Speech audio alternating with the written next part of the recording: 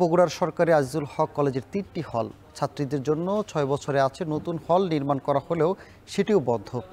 এসব খুলে দেওয়ার দাবিতে মানববন্ধন ও অবস্থান কর্মসূচি পালন করছেন শিক্ষার্থীরা। এ নিয়ে বিস্তারিত জানাতে আজিজুল হক কলেজ থেকে যুক্ত হচ্ছেন রাজীব সেলিম। রাজীব, দীর্ঘদিন ধরে হলগুলো বন্ধ থাকার কারণে মানববন্ধনে শিক্ষার্থীরা কি বলছেন?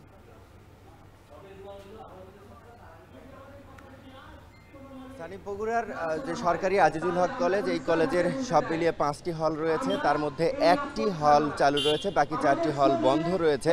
দীর্ঘদিন প্রায় দেড় যুগ ধরে বন্ধ থাকার কারণে শিক্ষার্থীরা আসলে আজকে মানববন্ধন এবং অবস্থান কর্মসূচি পালন করছেন যে তারা এই হলগুলো খুলে চাচ্ছেন। দীর্ঘদিন ধরে বন্ধ থাকার কারণে তাদের বাইরে যে ছাত্রাবাসগুলোতে থাকতে হচ্ছে সেখানে তাদের খরচ বেশি হচ্ছে, সে কারণে তারা হলগুলো খুলে দেওয়ার দাবি জানাচ্ছেন।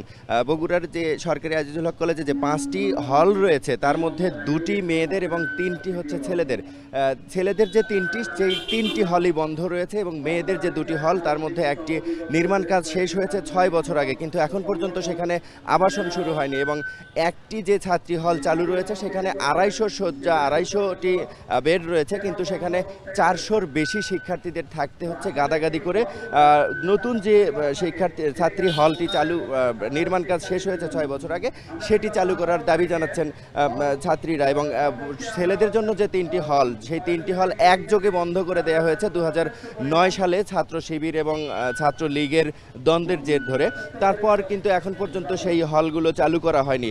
তখন থেকেই প্রায় 16 বছর আগে থেকেই শিক্ষার্থীরা এখানে হল খোলার জন্য বিভিন্নভাবে দাবি জানিয়েছে, কিন্তু তাদের দাবি কোনোভাবে পূরণ হয়নি। তাই তারা আজকে মানববন্ধন এবং অবস্থান কর্মসূচি করছেন এবং সেখান থেকে বলছেন যে এই অবস্থান কর্মসূচি এবং মানববন্ধনের পর তারা আরও কর্মসূচি দেবেন। এবং সেই সাথে যে অধ্যক্ষকে বারবারই তারা স্মারকলিপি দিয়েছেন এবং তারা বলছেন যে স্মারকলিপি দেওয়ার পরে অধ্যক্ষ কোনো ব্যবস্থা নেননি। এখন এই মানববন্ধন থেকে যে ঘোষণা দিচ্ছেন যে তাদের দাবি পূরণ না হলে তারা নিজেরা হল ভেঙে, হলের দরজা ভেঙে তারা থাকবেন সেখানে। এবং 2016 সালে আক্তার আলী মুন হল এবং 2019 সালে শহীদ তিতুমীর হল সংস্কার করা হয়, কিন্তু সংস্কার করার পরেও সেই হলগুলো চালু করা হয়নি। এছাড়া শেরে বাংলা হল 2009 সালে যেটি বন্ধ হয়েছিল, সেই হল পরিত্যক্ত থাকার কারণে মাদক সেবীদের একটি আখড়ায় পরিণত হয়েছে। আমরা এর আগে সেই হলে মাদক সেবনের চিত্র আমাদের টেলিভিশনেও দেখিয়েছি। শিক্ষার্থীরা এই ধরনের অভিযোগ করছেন এবং তারা বলছেন যে এই হলগুলো চালু করে দেওয়া হোক এবং তাদের থাকার ব্যবস্থা করা হোক। এই ছিল আমার কাছে বগুড়ার সরকারি আজিজুল হক থেকে সব শেষ। বগুড়ায় সরকারি আজিজুল হক কলেজের হল খোলার দাবিতে মানববন্ধন করছিলেন শিক্ষার্থীরা, সে খবর জানাচ্ছিলেন সহকর্মী রাজীব সেলিম।